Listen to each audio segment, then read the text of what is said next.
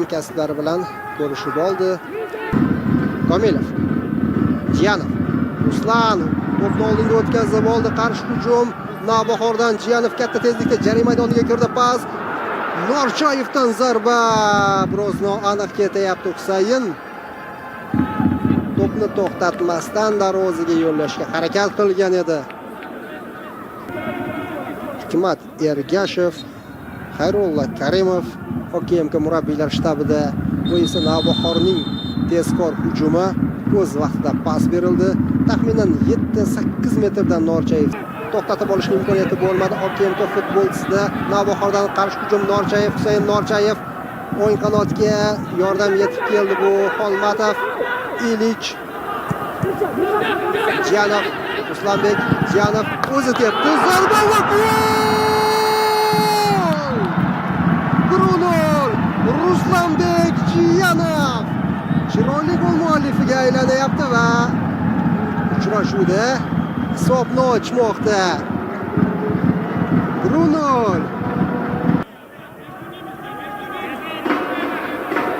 Ruslanbek Jiyanovning goli Navbahor uchun O'zbekiston chempionatlari tarixida 1600-gol bo'ldi. Zo'r ijro. To'pni to'xtatdi, to'g'riladi va yaqin burchakka joylab qo'ymoqda Ruslanbek Jiyanov.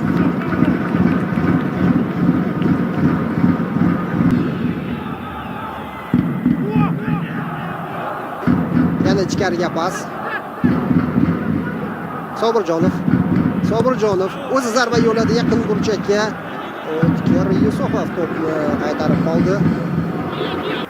Umumiy paslar soni deyarli bir xil. Yaxshi. Sobirjonovdan pas. Zarba! Himoyachiga to'p tegib qaytdi. O'lmasaliyev, Turdaliyev o'zi tepadimi? Yo'q, o'ng qanotga. Ahmadaliyev. Komilov o'tkazib yubordi. Zarba! Darvozabon to'pni olib chiqmoqda. Keyingi zarba va uchrashuvda hisob tenglashyapti. Gruber, Hazratjon Tursunqulov. OKMK tarkibida gol muallifi. Nima uchundir hozir Navbahor himoyachilari to'xtab qolishdi. OKMK esa oxirigacha o'ynadi. So'nggi zarba muallifi vaziyatni ko'ring mana. Komilov o'tkazib yubordi. Keyinchalik himoyachilar ham raqibni to'xtata olishmadi. Sobirjonovning zarbasidan so'ng Yusupov to'pni qaytardi. Qaytgan to'pga birinchi bo'lib yetib kelgan Hazratjon Tursunqulov hisobni tenglashtiryapti. Vaziyatni takror va takror tomosha qilishingiz. Komilov o'tkazib yuborgan ekan, Dilshod.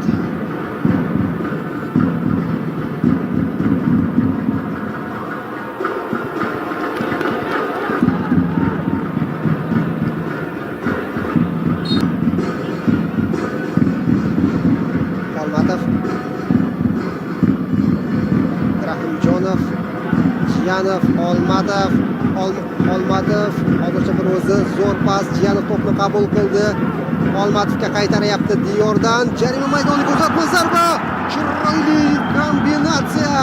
Husayin Norchayev Navbahorning uchrashuvdagi ikkinchi golini kiritayapti. O'zi esa Navbahorda debyut golini nishonlamoqda. Zo'r kombinatsiya.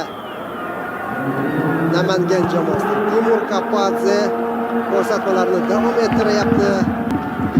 So'zsiz ajoyib hujumchi tiklanib safga qaytdi va Navbahorga yordam berishni boshladi. Ofsayd yo'q ekan. Xolmatov assist muallifi Diyor chiziqni his qildi. To'pni qabul qilib o'z vaqtida yetkazib beryapti. Mana qarang. Jiyanov, Xolmatov, Norchayev bu Timur Kapadze shogirdlarining shakllangan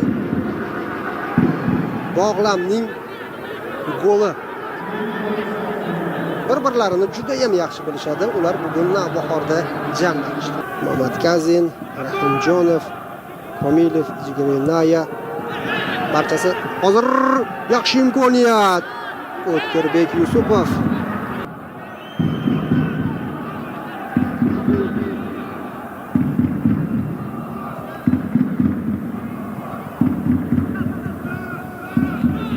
Biroz oldin yuzaga kelgan xavfli vaziyat. Saidafzalxon to'pni saqlab qoldi jamoasida.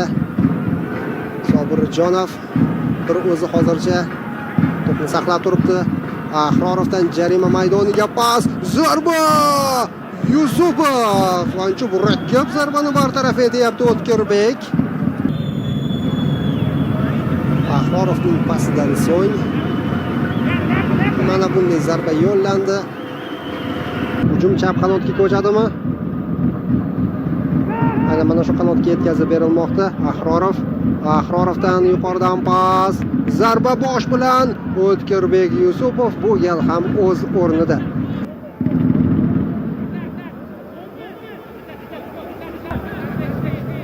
Sobirjonov ham almashtirilmoqda. Sentoku va bularning barchasi Mirjalol Qosimovning mehnati.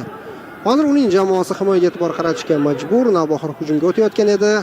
Qaytarildi. Endi OKMK raqibni qarshi hujumda jazolashi mumkin. Chap qanotdan Aziz Xolmurodov ko'proq qaytib o'ynayapti. Zarba yo'llanadimi?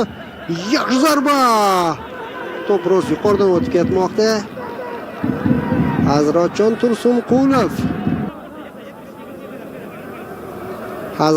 Tursunqulovning 16 metrdan yo'llagan zarbasi. Yusupov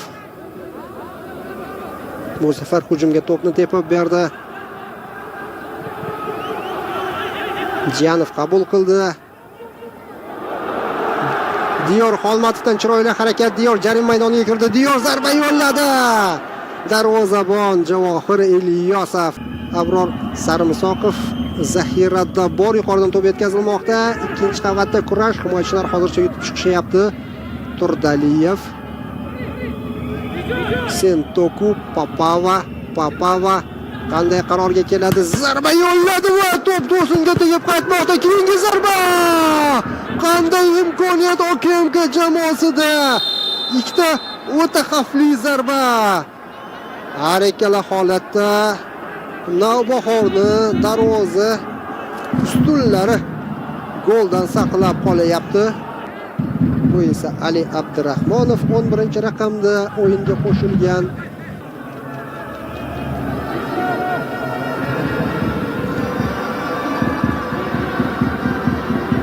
Qanday imkoniyat! Olmaliq jamoasida Papava juda ham chiroyli gol muallifi bo'lishi mumkin edi. Keyingi harakat, keyingi zarba yaqin masofadan.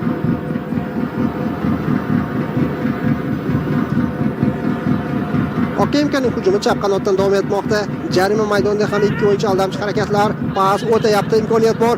Zarba va gol! OKMK vakillari hisobni tenglashtirishmoqda.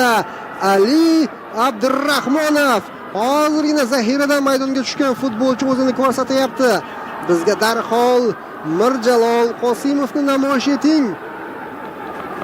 O'zgarish borasida Qosimov topqirlik qildi. Barchasi chap qanotdan davom ettirildi. O'yindan tashqari holat yo'q.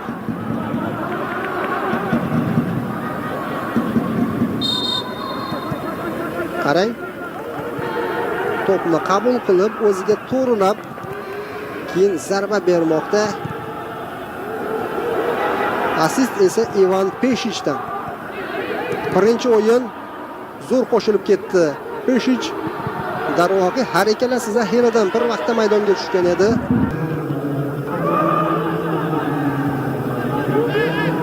To'xtalishlar minimal bo'ldi, lekin o'zgarishlar ko'p. Hozir imkoniyat bor. Norchayev zarba va Ilyosov. Juda murakkab vaziyatdan Javohir.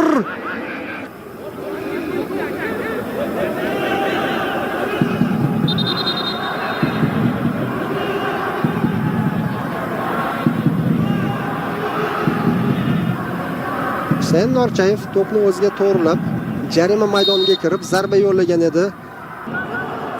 Xayrulla Karimov shogirdlariga ko'rsatma berdi. To'p yetkazildi. Yuqorida ikkinchi qavatda kurash davom etmoqda. Zarba! Darvozabon nima qilyapti? Javohir Ilyosov super seyfni amalga oshirdi. Endi esa OKMKdan qarshi hujum 2-ga 2 hozircha hisob. Zarba gol! 3-2 OKMKdan super comeback Sentoku. Qanday yakun! Sen urmasang senga uradi degan naql ibora yana bir marta o'z tasdig'ini topayapti. Vaziyat qahramoni Javohir Ilyosov juda murakkab vaziyatdan to'pni qaytarib jamoasining hujumini boshlab berdi. OKMga qarshi hujumga chiqib ketdi. Sentoku yakunni qo'ymoqda. O'tkirbek Yusupov vaziyatda jamoasini goldan qutqarib qola olmadi. Nimalar bo'lib ketdi qadrli do'stlar? O'yin yakunida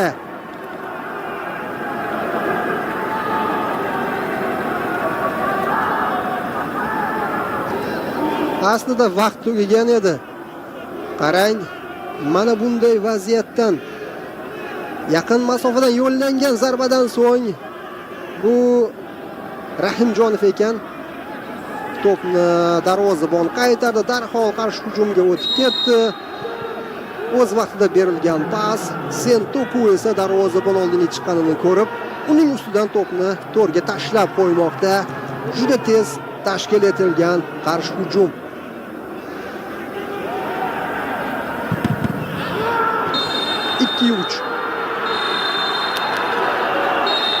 Bo'ldi. Uchrashuv o'z yakuniga yetdi. OKMK super comebackni amalga oshirdi. O'yinda nazorat navbahorda bo'lgandir, lekin Olmaliq jamoasi kerakli vaziyatlardan gol urib ketmoqda. Har ikkala jamoa zo'r o'ynadi.